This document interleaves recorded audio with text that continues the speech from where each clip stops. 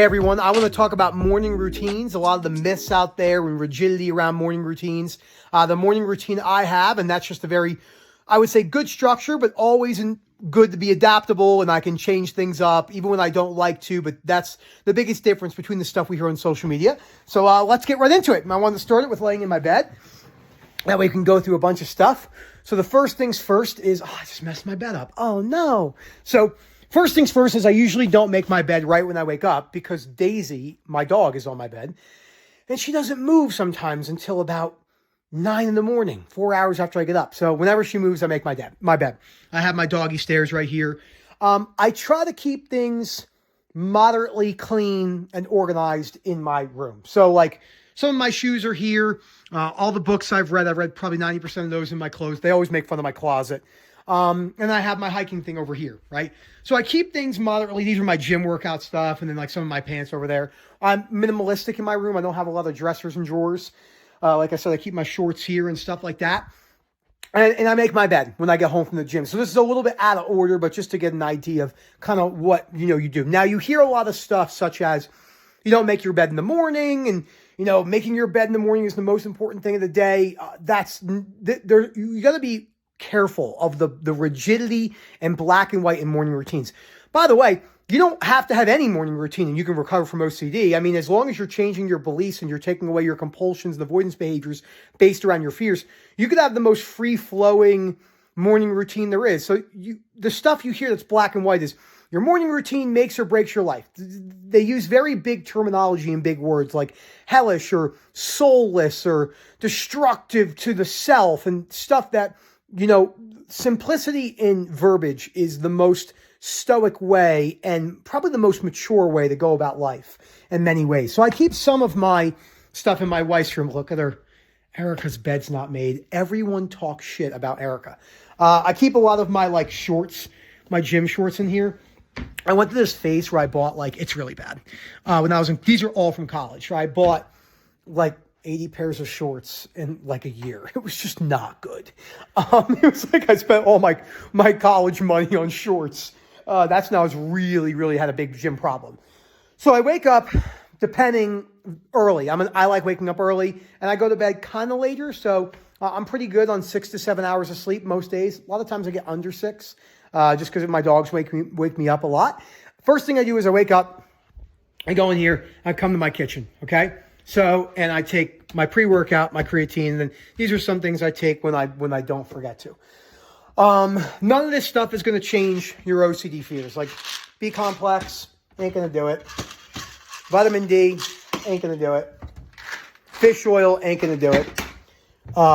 Pre-workout will definitely make your life better. That's a fact. At least it makes my life better. And I take that, and then I go into the bathroom. Okay, so I go down here. He's like, what are you doing, Dad? I got to give him more water. I go down here, and I try to be a little bit quiet because Erica doesn't wake up. She does like when I give her a kiss in the morning. So I go into the room at 5 a.m., I give her a kiss, and, then I shut the door. There's obviously Daisy right there. So I come in here, okay? And I brush my teeth. I usually go to the bathroom. I don't shower till I get back. I didn't brush my teeth for a long time. I always joke and say my breath probably smelled like shit. Because I think I brush my teeth twice a week, maybe less than that. And I just masked it with mouthwash because my low frustration tolerance was pitiful. This is something a mental health sufferer can really understand. And then after I do that, I obviously leave my bathroom and I have this weird, oh, hey buddy. I have this weird thing that I do where I keep my socks in the basement. It drives Erica nuts. So I keep all my socks in the pile right here. So I sit right here on the step and I put my socks on and I kind of think about, my day or something like that for maybe a second or two. And then I go to the gym. Okay. And I go to the gym 5 days a week and I do some sort of activity, 6 to 7 days a week. So I walk a lot. My dogs, I walk with a weighted vest on. I started doing that again because I really like that. Hey buddy, give me the paw. Give me some paws. Get paw. Oh, there he is.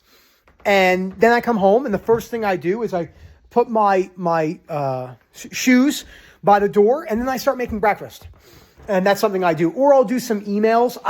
So we have to be careful, okay? Because A lot of people look at this and they'll say, oh, that's the morning routine I want. I'm going to wake up early like Nick. But we don't have to do that. This is just something I enjoy doing. You know, you want to be wary of anyone that says this is what you have to do in order to do X, Y, Z for the majority of the time. There are rational shoulds and musts. So I'll give you an example. You must change your beliefs in order to recover from OCD. This is the only way. There's no other way around it at the chronic level. I've never met a case. And we work with the most chronic OCD sufferers on the planet. We'd have to imagine, you know, people have been to 6 to 7 different centers. People have been from organizations, suicide attempts, everything. It always comes down to a belief system. There's always a belief system present. So then I always hold you stuff like this too, because Milo will sit here at the door. As you could tell, he's ripped through my screen. We haven't replaced it because he's big and clumsy and just goes through. Holes in the backyard, of course, those are all daisy. And then I make my breakfast and I start my day. And I enjoy working, so I tend to work a lot.